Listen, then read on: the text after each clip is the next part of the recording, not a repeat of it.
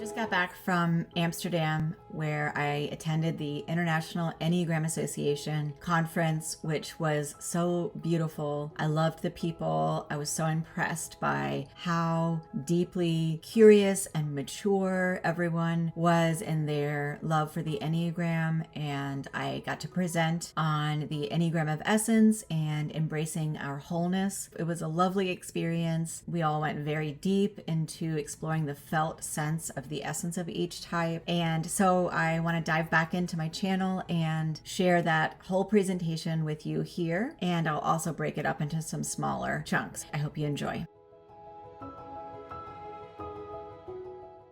Hello, I'm Tammy, and I came a long way from a little mountain town in the US called Asheville, North Carolina. This picture is of the overlook behind my home, which is down in that valley. I am an IEA accredited Enneagram instructor, psychotherapist, and author, and I am certified in the Enneagram embodiment tradition, and I have over 25 years of formally studying and teaching the Enneagram. So this is the path that leads up to the overlook from the last image. And if you can see them, these are three friends that my husband bumped into on his way up the other day. They symbolize the three parts of our session.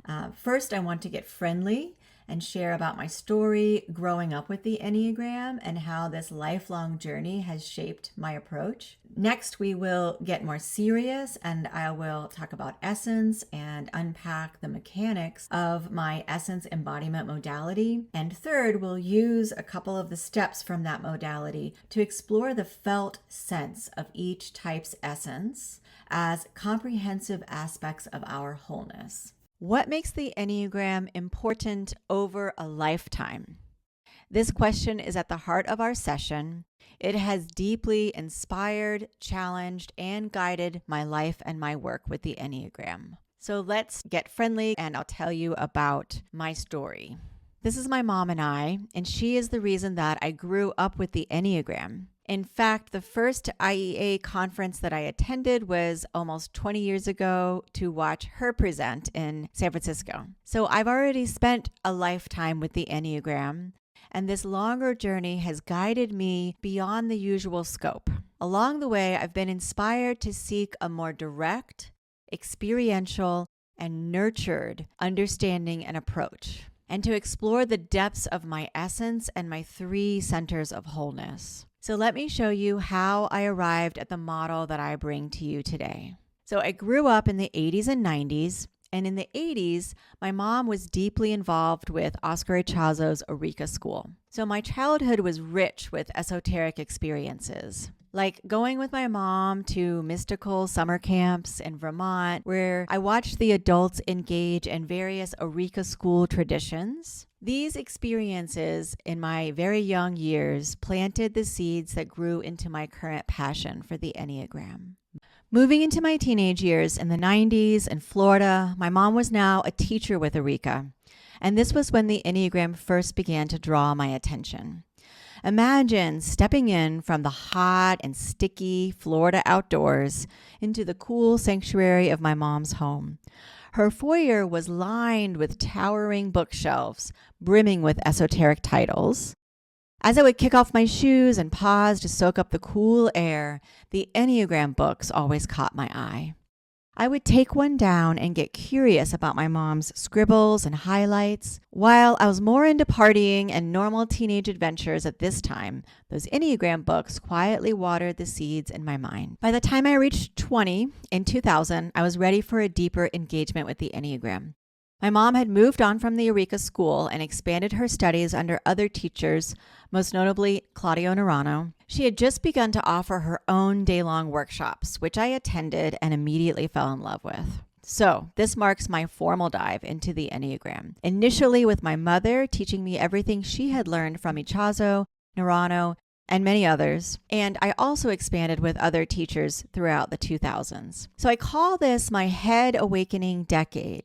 I was not only studying the Enneagram with intense intellectual rigor, but I was also pursuing my bachelor's, master's, and doctoral programs in things like anthropology, social work, and psychodynamic psychology.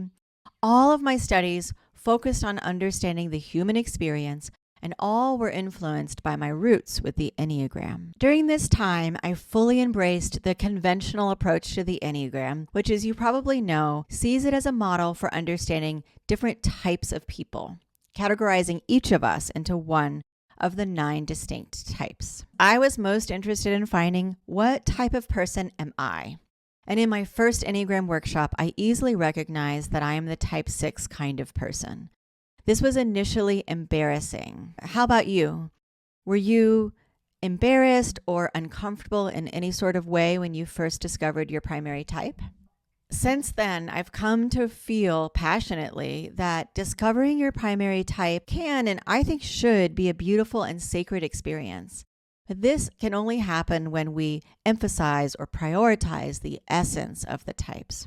Well, we'll be diving more into that in a little bit. Discovering that I am a counterphobic type 6, I was more counterphobic back then, but at any rate, I was fearless on the outside, but inside secretly terrified, was profound. Next, I dove intensely into the typical work of my primary type, growing and maturing within my type 6.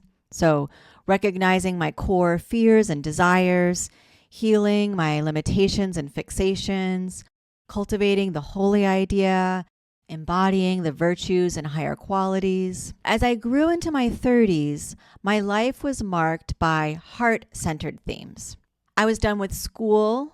I had opened my private practice. I got married. I started having children. And I started an Enneagram school with my mother. And so I call this my heart awakening decade. You see, when you spend a lifetime with the Enneagram, it shapes how you experience life phases. But those life phases also shape how you experience the Enneagram.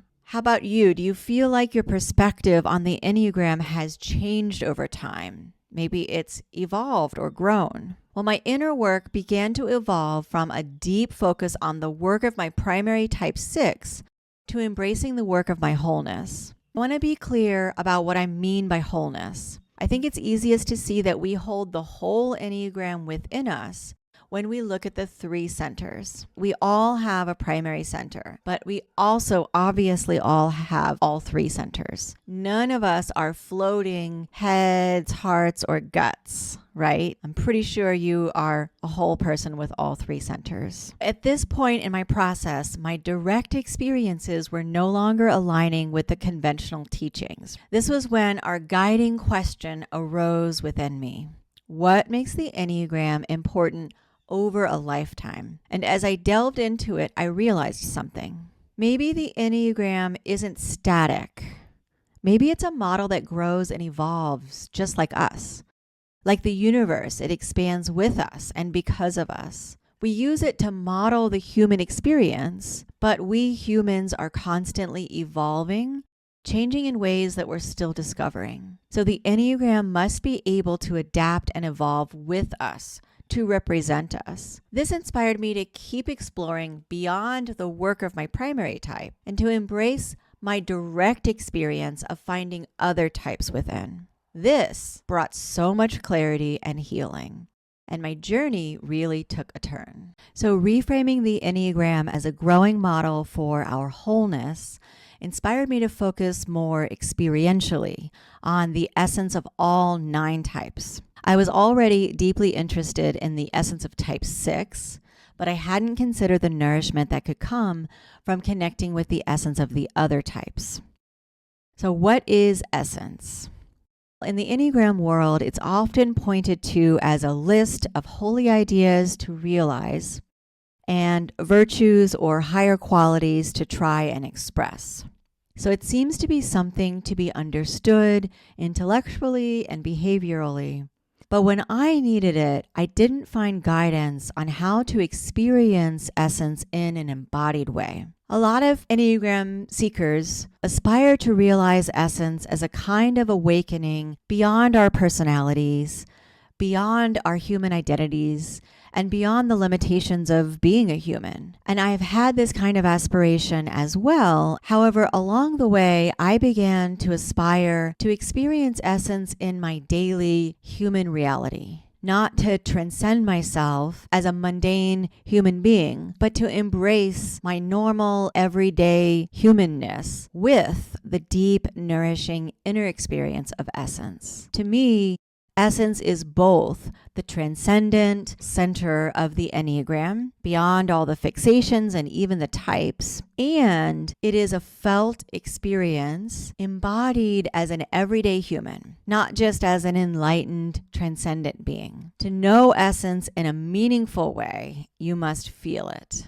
So, I turned to my training in somatic psychology and other body-based mystical traditions to create an approach to using essence as a pathway to deep human nourishment and wholeness. Okay, so we're in the current era, the 2020s, my gut awakening decade.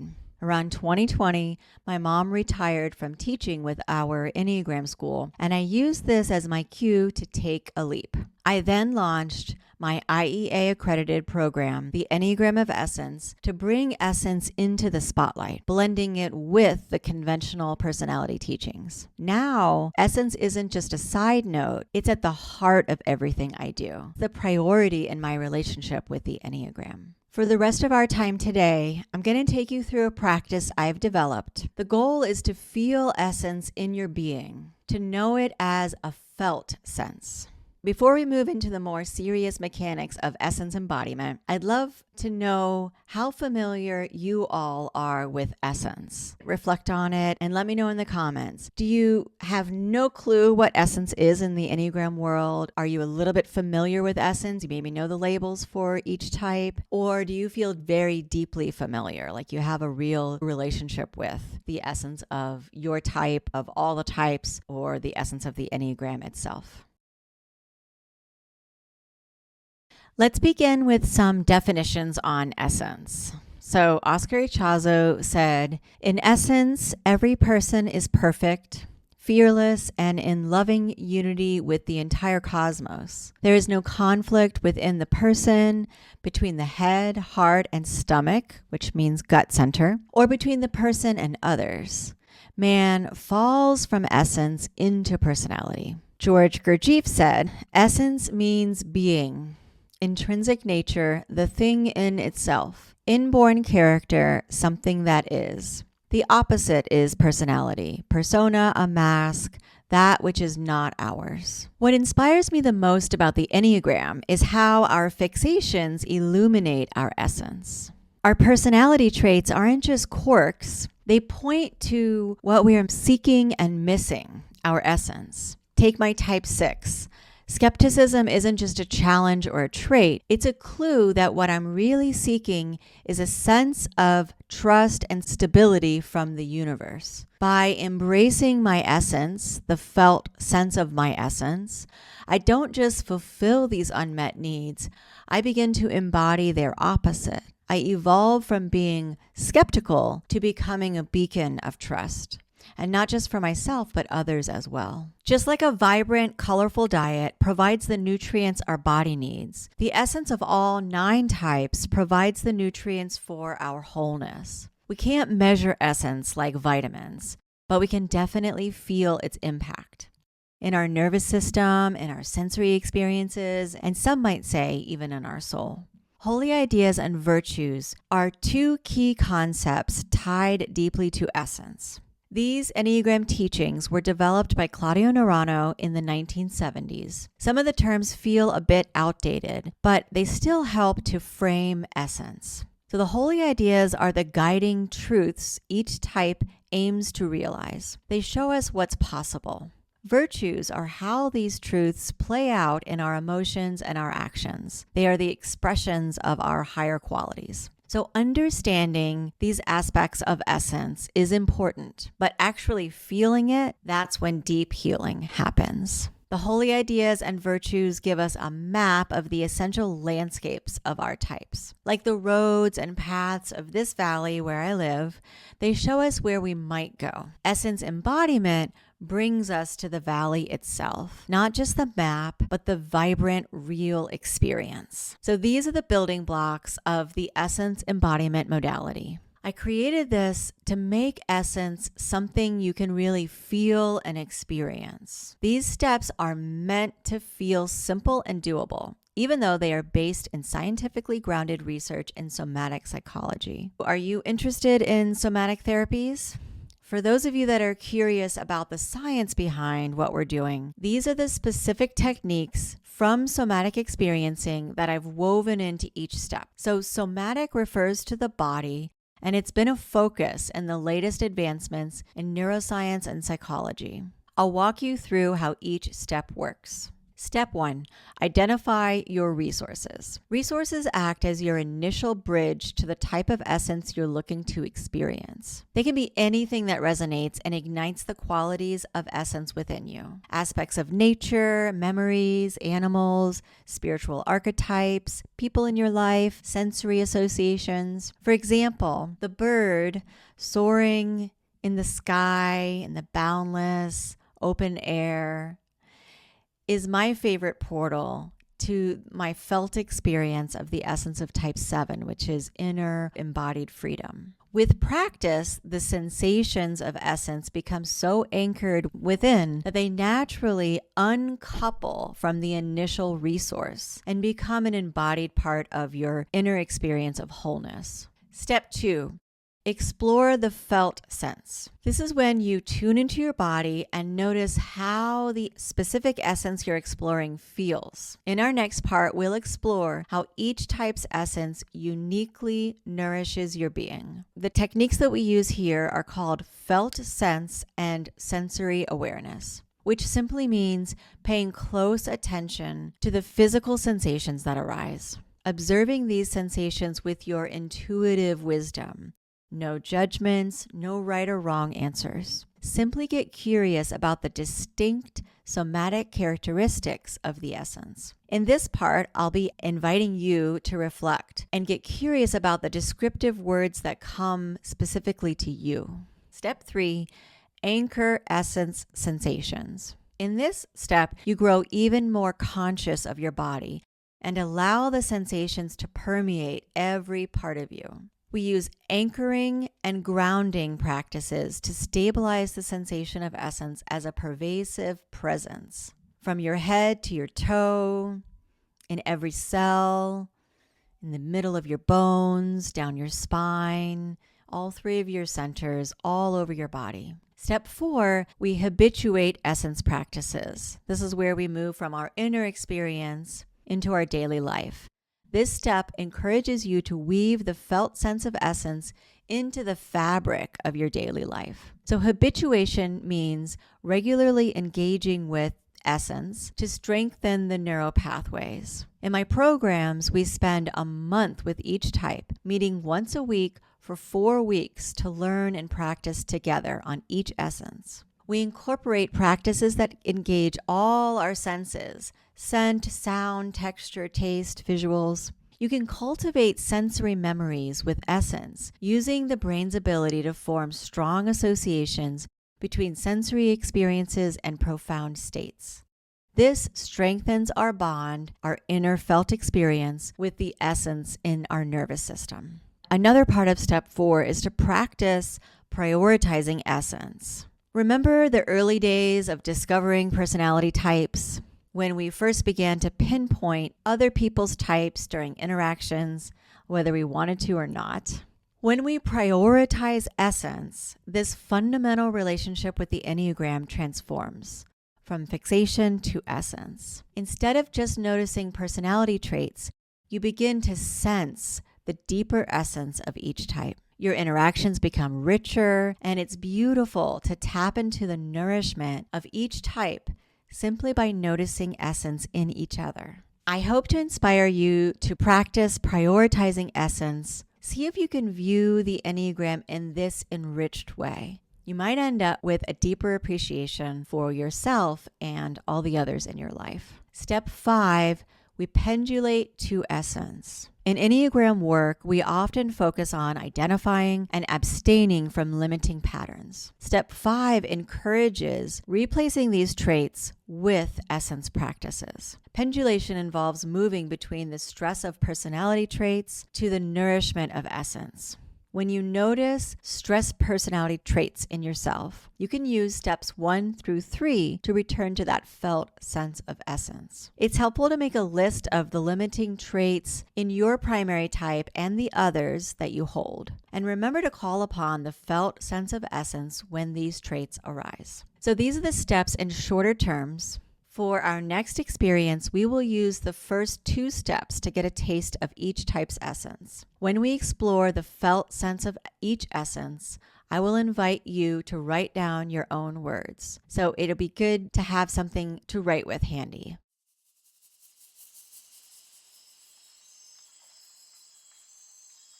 For this Enneagram experience, we'll use a consistent setting.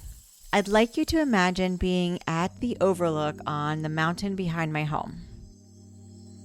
My husband hikes up there almost every day and takes pictures, so I had hundreds of images to draw from. I'll introduce you to the resources that work for me and many of my students. These are elements of nature that activate the felt sense of each essence. Imagine being at this overlook in the Blue Ridge Mountains. Feel the rock under your feet, the gentle breeze drifting by. Smell the pristine, fresh air mixed with pine and rhododendron. And feel the warm glow of the sun on your skin at the top of this mountain. I usually travel around the Enneagram circle counterclockwise, from head to heart to gut. This encourages an inner experience from our top down. For each type, we will explore the holy idea, which is the guiding truth, the virtue, which is the higher expression, and then we will explore the felt sense of essence.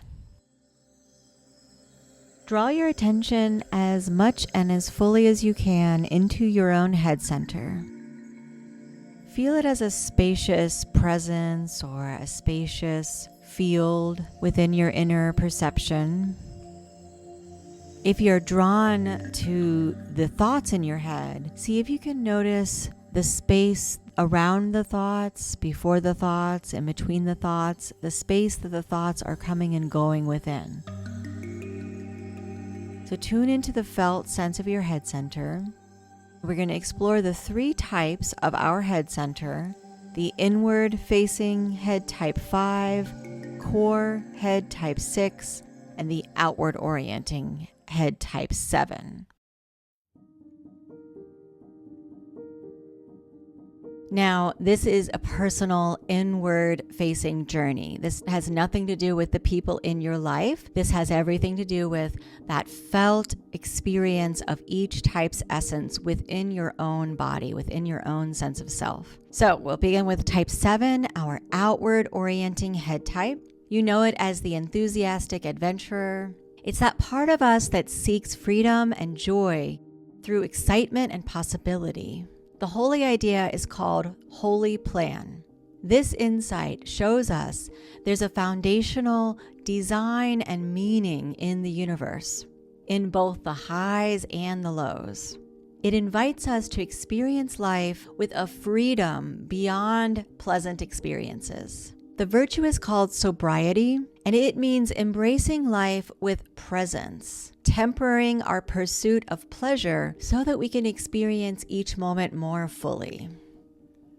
These are very rich, reflective, existential kinds of insights that take time to really digest and nurture. And that said, I'm most interested at this point in my Enneagram journey, after all these years and decades, in really getting to what this feels like. What does it mean to tap into the felt sense of the essence of type 7? Think of the felt sense of a moment of joy. When delight sparkles through you and your spirit shines. In that vibrant burst, there is a deeply satisfying sensation in your body. A bright sense of expansiveness that feeds your nervous system and nurtures your need for pleasure in life. Now, Imagine yourself at the top of our mountain overlook during a stunning sunset. As the sky bursts into bright light and colors, you notice birds gliding freely above the valley through rays of light. They embody boundless freedom. Their serene, blissful flight mirrors a joy that shines from within. Allow this visual to become stronger. Focus on your body. What does freedom feel like inside of you? Where do you feel it in your body? Connect with your own sensations and find your own descriptive words. Write down your words if you wish. Pause the video and take a moment.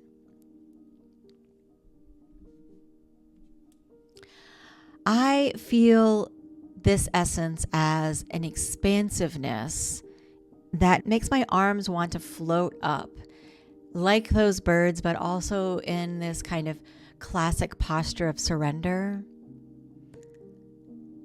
absorbing, melting feeling that has a very high energy to it, twinkling, electric kind of quality that feels really vibrant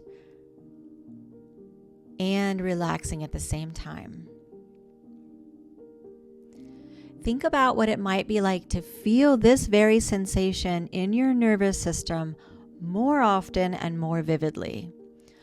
What might this felt sense do for your habits of behavior, especially those that are characterized by type 7 tendencies? How might it nurture those impulsive, automatic, and defensive mechanisms?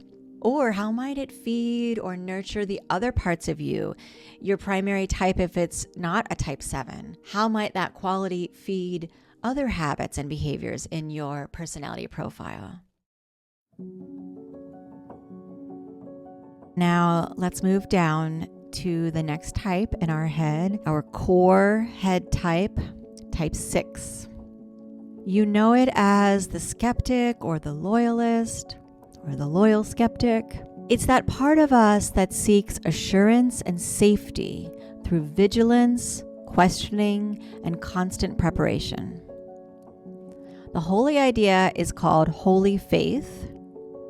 It's an insight that shows us there's a foundational stability and reliability in the universe, in both the known and the unknown. It invites us to experience life with a trust beyond preparation and certainty. The virtue is called courage, and it means embracing life with confidence, tempering our pursuit of certainty so that we can experience each moment more fully. A lot to unpack and sit with, profound insights, and yet they are more of the intellectual kind of awakening, head center kind of realizations that can be very profound and freeing. But what I'm more interested in, as you know, what does this wisdom feel like in our body? What does the essence of type 6 actually feel like? Think of the felt sense of a moment of being guided and supported.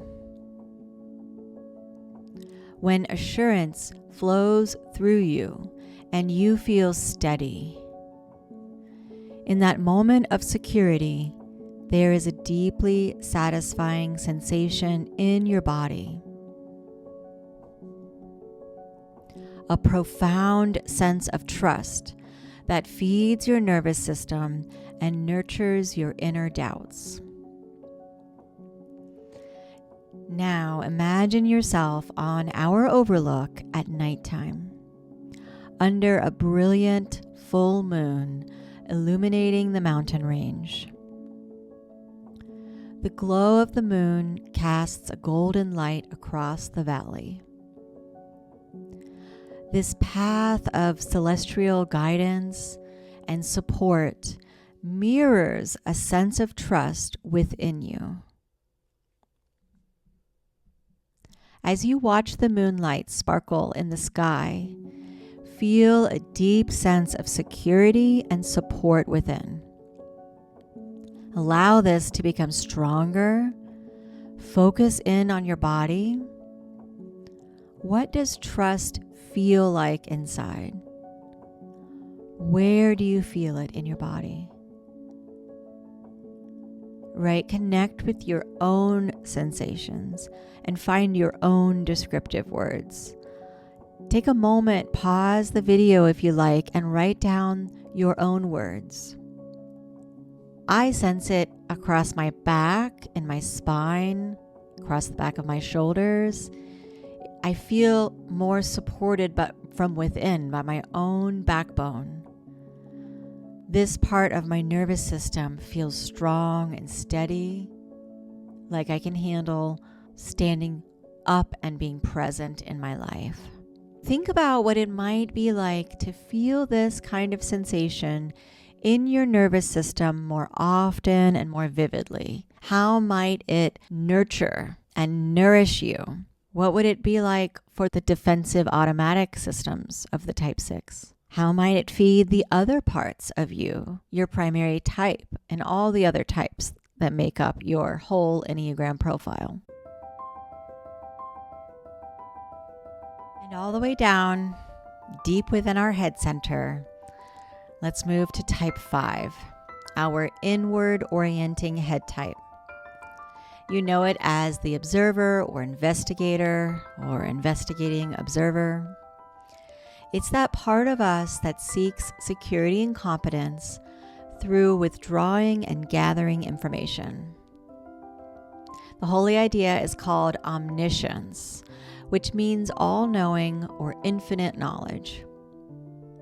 This insight shows us there is a foundational clarity in the universe in both simple and complex knowing. It invites us to experience life with a wisdom beyond information. The virtue is called detachment, and it means embracing life with a quiet inner or mental composure, right? Tempering our pursuit of understanding so that we can experience each moment more fully.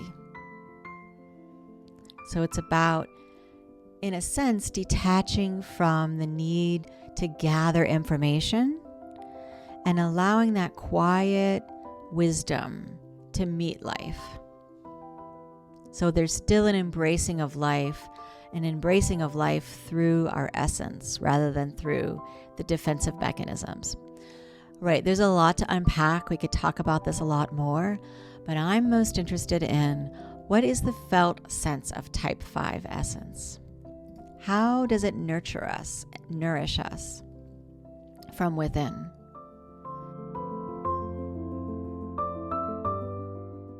Think of the felt sense of a moment of insight. When understanding becomes clear and knowledge clicks together. In that flash, there is a deeply satisfying sensation in your body. A crisp sense of clarity that feeds your nervous system and nurtures your need to understand. Bring yourself back to our mountain overlook, now under a night sky that's exceptionally clear. The air is crisp, free from light pollution, allowing us to see every star shining. This clear sky mirrors a felt sense of clarity and wonder within you. Allow this visual to become stronger. Focus on your body. What does clarity feel like inside? Where do you feel it in your body? Connect with your own sensations and find your own descriptive words. Take a moment to pause and write this down if you like. I sense it as a peaceful stillness, a very quiet spaciousness, like an emptiness inside that is very replenishing. It takes my words away. Think about what this might be like to feel in your nervous system on a regular basis, more often and even more vividly. How might it feed any of the type 5 personality structure within you, or any of the other personality traits or defensive mechanisms that you hold?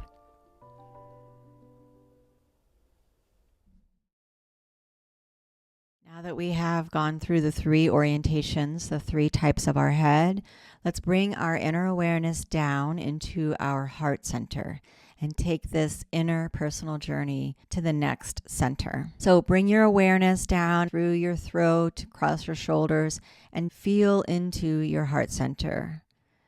Notice the front, the back, the sides, and see if you can feel deep within your heart, maybe even the organ of your heart.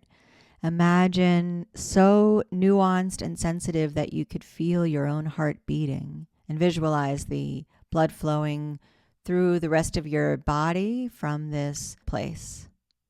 And the universal kind of quality here is one of fullness, the full, warm sensation of love, right? We moved from the spacious, clear emptiness of the head down to the full quality. It's like a meaningful feeling, a watery, deep, full sensation in the heart. But I encourage you to go in curiously and cultivate your own words and experience of how you experience your heart center. And we will explore now the 3 orientations of our heart, or the 3 types of our heart: outward facing, type 2, the inward facing, type 4, and the core heart, type 3. We'll begin going across the Enneagram from 5 into 4, the inward orientation of our heart. So we'll start with type 4 in our heart center. Type 4 is our inward orienting type. You know it as the individualist or the romantic. It's that part of us that seeks belonging and connection through authenticity and unique identity. So the holy idea is called holy origin or originality. And this insight shows us there's a foundational origin or source in the universe, in both the deeply meaningful and the ordinary flavors of connection or moments in general. So this truth invites us to experience life with a sense of belonging that is anchored inside, beyond external validation. So the virtue is called equanimity. This is the expression that is said to happen in us when we are really aligned with our holy idea of holy origin. And it means embracing all our emotions, all of our feeling states, without becoming overly identified with any one feeling. This will temper our pursuit of uniqueness so that we can experience each moment more fully, right? And this is all very deep, profound wisdom to reflect on and inquire into. But what does this feel like? That's where I'm most interested. So think of the felt sense of a moment of belonging and deep connection. When you are seen and wanted, and there is no doubt of your place within the world. In that rich moment, there is a deeply satisfying sensation in your body. A glowing sense of radiance that feeds your nervous system and nurtures your need for connection in life.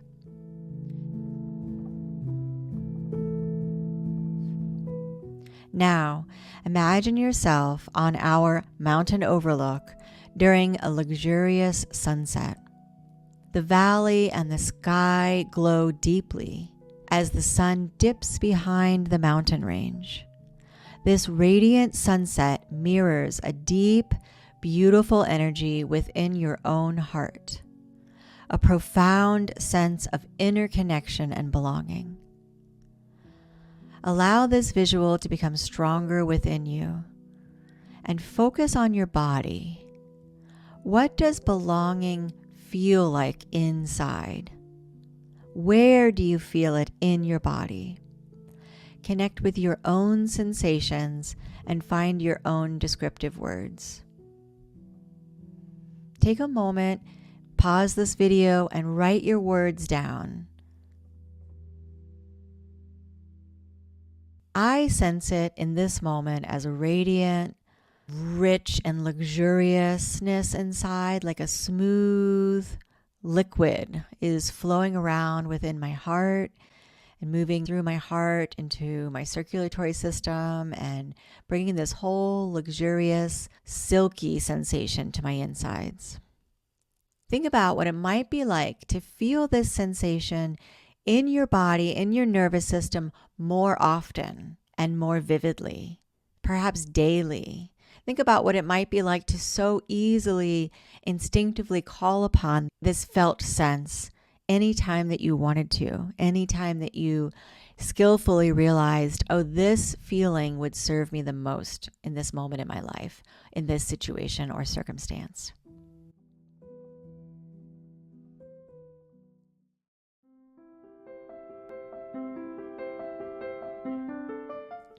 Moving on to our core heart type, right? Type 3.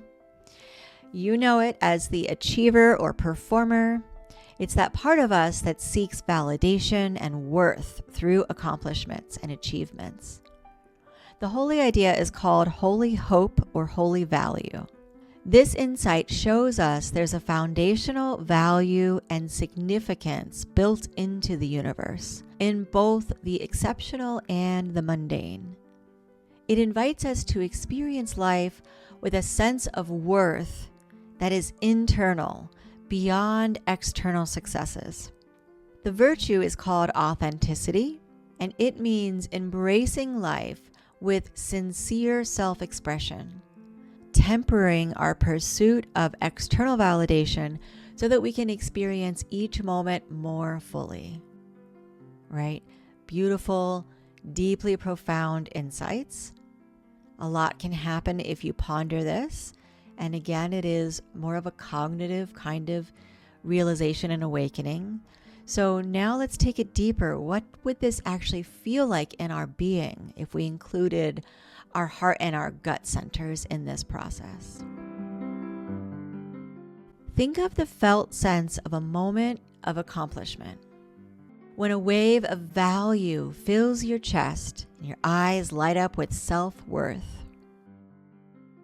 In that vibrant moment, there is a deeply satisfying sensation in your body, a bright sense of significance that feeds your nervous system and your need for recognition in life. The only problem is that it's coupled to the accomplishment. The experience itself is sacred. Imagine yourself on our mountain overlook in the peak of fall. As the trees in the valley blaze with brilliant oranges, reds, and yellows. Notice how they stand out in vibrant display, each tree expressing its own brilliance. They embody natural impressiveness and awe, the kind that is built into nature. Their vivid colors mirror a sense of deep value that shines from within your own heart. Allow this visual to become stronger. Focus on your body. What does value feel like inside? Where do you feel it in your body? Connect with your own sensations and find your own descriptive words. Take a moment, pause the video, and write your particular words down. I sense it as a brightness, lighting up initially my head and seeming to shine through my face, through my eyes and my cheeks. And then there is this awe, this felt sense of awe in my heart. It's a very illuminated kind of experience inside. Think about this flavor of nourishment and what it might be like to feel this felt sensation in your nervous system and your body more often and more vividly. How might this feed and nurture and nourish the personality traits of the type 3 in you? And how might it help bring a kind of a quality and resource to the other personality traits in you, perhaps of your primary type or of the other types? On up to type 2, our last heart center type. Type 2 is our outward orienting heart type. I feel it more at the kind of top of my chest, at the top of my heart. It's a bouncy sensation. You know it as the helper or caregiver. It's that part of us that seeks affection and appreciation through acts of service and nurturance. The holy idea is called holy freedom or holy will. This insight shows us there's a foundational, unconditional love in the universe, in both giving and receiving. It invites us to experience life with a sense of love that is within, rooted internally, beyond external appreciation. The virtue is called humility, the quality or the expression that comes in us when we really embrace and connect and align with the holy idea. It means embracing life with self-love and dignity, tempering our pursuit of validation so that we can experience each moment more fully. A lot to think about and ponder, and a lot of intellectual, deep understanding can come from this. But I want to know, what does this feel like? Think of the felt sense of a moment of deep nurturance. When warmth radiates through your heart and your spirit feels embraced with love. In that tender moment, there is a deeply satisfying sensation in your body. A soft sense of being cherished that feeds your nervous system and your need for compassion in life. Now imagine yourself on our mountain overlook in the early morning. A blanket of soft fog lies gently in the valley between the two mountain ranges. Notice how it tenderly embraces the landscape, lovingly connecting everything together. It embodies unconditional love. Its gentle embrace mirrors a sense of profound nurturance that shines from within. Allow this visual to become stronger and focus on your body. What does compassion feel like inside? Where do you feel it in your body? Connect with your own sensations and find your own words. Take a moment to pause and write your words down if you wish.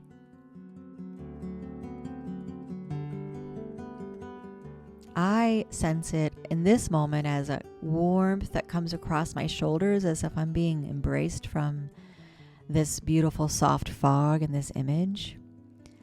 The feeling that I have when I'm hiking through the forest, through the fog, it's so touching and magical, like a true blanket that is easy to move through.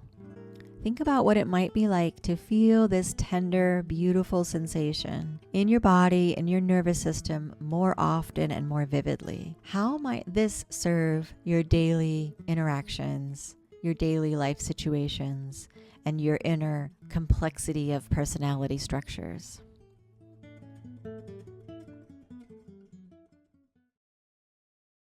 Now we'll move down into our gut center, taking our awareness, our inner felt sense from our heart area, moving it down through your ribs, upper belly, past your belly button, down into your lower belly, your hips, your back, your tailbone, feeling those roots extend down through your legs, feeling of strength, stability, a harmony that spreads out, connecting us with a felt sense of power in its diverse representations, from a strong backbone full of integrity and alignment, purity, to a spread out, spacious, rooted ground of being, full of harmony and unity, to a fiery, creative kind of power that moves into action. Very good. So staying down in your gut center, we will start our gut center journey with type 1, our inward orienting gut type. You know it as the reformer or the perfecter. It's that part of us that seeks perfection and integrity through improving ourselves and the world around us. The holy idea is called holy perfection. This is an insight that invites us to realize there is a foundational goodness inherent in the universe. It invites us to experience life with a sense of integrity beyond perfectionism. The virtue is called serenity, and it means embracing life with acceptance, tempering our pursuit of perfection so that we can experience each moment more fully. But what does this feel like? Think of the felt sense of a moment of integrity, when sensations of alignment and goodness resonate within you. In that pristine moment, there is a deeply satisfying sensation in your body, a deep sense of purity that feeds your nervous system and nurtures your need for goodness. Now imagine yourself on our mountain overlook during a fresh winter day. Snow blankets the ground in pure, untouched beauty. You notice an intricate snowflake glistening in the sunlight. It embodies perfect design. Its pure structure mirrors a sense of alignment within you. Allow this visual to become stronger. Focus on your body. What does perfection, true perfection, universal perfection, feel like inside? Where do you feel it in your body? Connect with your own sensations and find your own descriptive words. Take a moment to pause and write them down. I feel it right now the most in my spine. It feels as though my vertebrae are naturally, very effortlessly and lightly kind of aligning themselves more.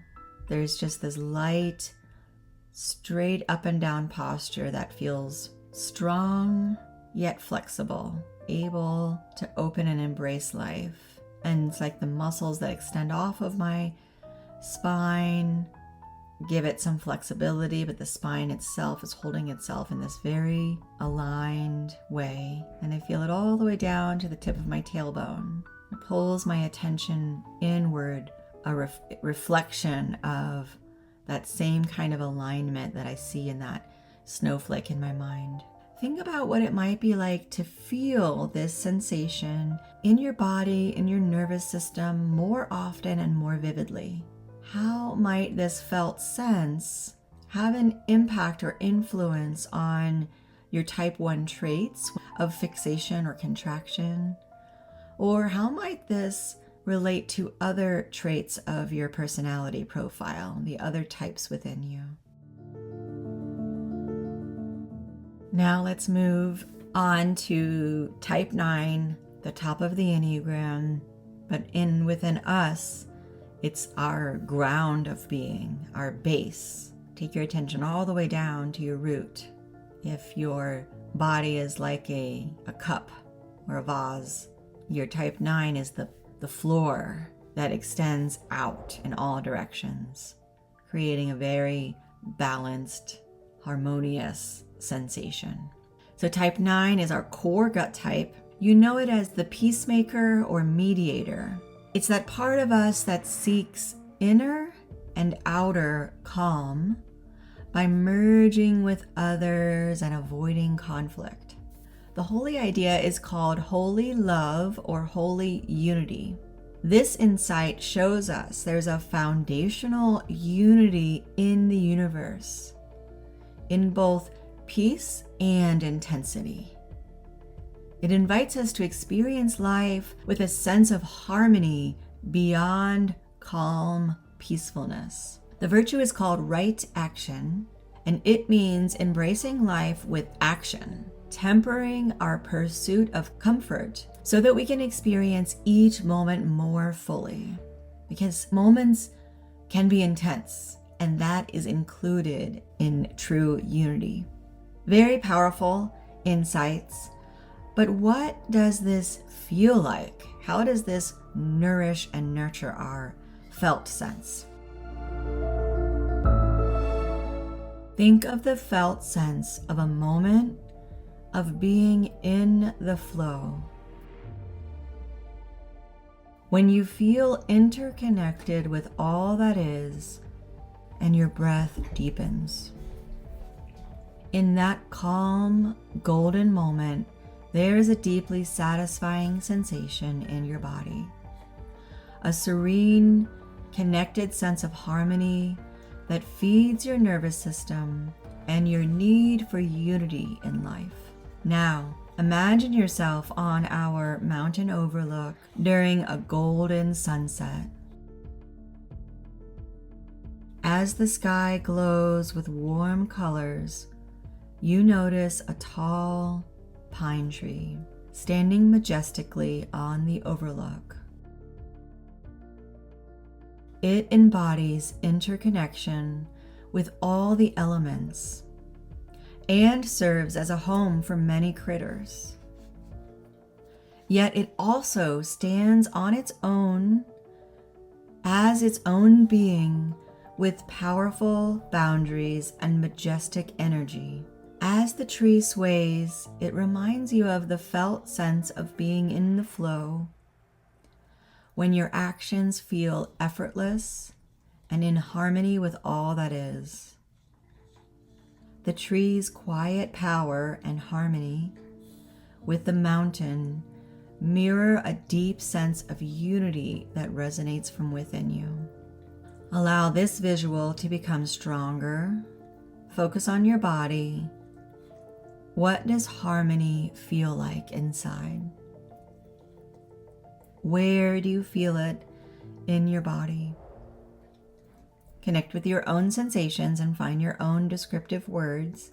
Take a moment to pause and write them down. For me, tapping into this feels like if you've ever been around a sound bath kind of experience where there's a lot of resonant vibration from the sound in the air, even if it's been at maybe a concert where you're really enjoying the music and maybe you're close to the speaker, but hopefully you've had the opportunity to experience a more pure kind of sound bath. And it feels both empowering, like I feel my whole body as an individual body, and also more interconnected with my environment. It's like my boundaries at once become more solid because I feel my body more, but at the same time I feel more of a flowy feeling that extends beyond the boundaries of my body. Being in the flow, especially and when there's an action, like when I played soccer or when I went on long jogs or something physical, your mind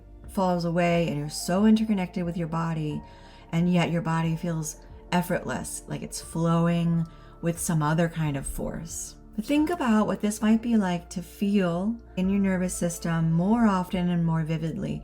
How might this feed our need to feel interconnected in this world that is full of conflict and division? How might it feel to be watching what's going on in our world right now, but feeling this sensation from within? It's like being connected with universal unity and oneness while we're working out all this human division. And how might this beautiful, soothing sensation influence the other parts of your personality profile? We have arrived at our final type, the most powerful of the Enneagram, our outward orienting gut type. You know it as the protector or challenger. And it's that part of us that seeks power and justice by challenging others and avoiding vulnerability. The holy idea is called holy truth. This insight shows us there's a foundational power in the universe, in both strength and vulnerability. It invites us to experience life with a sense of empowerment beyond control. The virtue is called innocence, and it means embracing life with our vulnerability, tempering our pursuit of control so that we can experience life more fully in its raw, vulnerable power. But what does this feel like? How does this affect us more intimately, more somatically? Think of the felt sense of a moment of strength, when a surge of power courses through you and your eyes widen. In that intense moment, there is a deeply satisfying sensation in your body. It's a vibrant, grounded sense of strength that feeds your nervous system and your need for empowerment in life, which we all have. Now, imagine yourself on our mountain overlook with a storm rolling in full of life. As the clouds swirl and darken with trembling energy and thunder, you notice a bolt of lightning striking the valley below, which happens to be right where my home is. It embodies raw, innocent power, right? The cloud's strength and the lightning's intensity mirror a pure strength and power that shines from deep within your own gut. The power of truth. Allow this visual to become stronger. Focus on your body. What does power feel like inside? Allow yourself to feel it, because so many of us have a negative stigma around power and we deny it. Where do you feel it in your body? Connect with your own sensations and find your own descriptive words and write them down if you wish. I feel a vibrant kind of vitality. I feel like I'm aware of every cell of my body, like there's so much life force within me, revitalizing and healing, a medicine that is illuminating my whole being. It has an energy that seems to radiate, yet there's nothing that I need to do with my behaviors or even with my body other than kind of get bigger in how much space I'm taking up. And my voice feels much more powerful and alive. It truly feels like a very essential nutrient, very essential. Think about what that might be like to feel into on a regular basis. How might it feed any need in you, whether suppressed or alive, for empowerment and strength? With that, we will end our journey around the Enneagram in this kind of power, moving into our world feeling empowered. So we explored the first 2 steps of this essence embodiment modality today. The full path includes 3 more steps for a much more immersive experience. Imagine what it might be like to work through all of these steps and more deeply embody each essence for a longer transformation. I hope this presentation has given you a taste of why embracing the essence of all 9 types is so nourishing. I encourage you to keep essence at the forefront of your experience with the Enneagram. Perhaps it will also be your inspiration and guide over a lifetime. Thank you. See you soon.